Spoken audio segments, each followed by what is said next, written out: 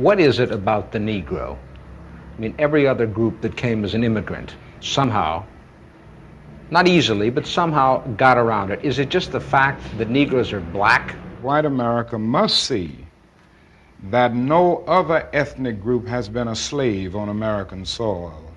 That is one thing that other immigrant groups haven't had to face.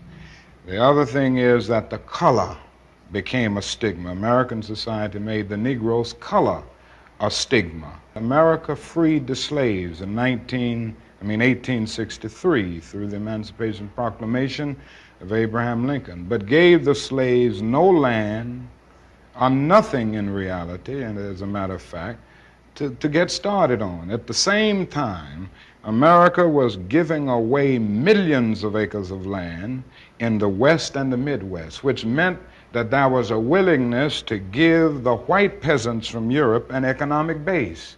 And yet it refused to give its black peasants from Africa, who came here involuntarily in chains and had worked free for 244 years, any kind of economic base. And so emancipation for the Negro was really freedom to hunger. It was freedom to the winds and rains of heaven. It was freedom without food to eat or land to cultivate, and therefore it was freedom and famine at the same time.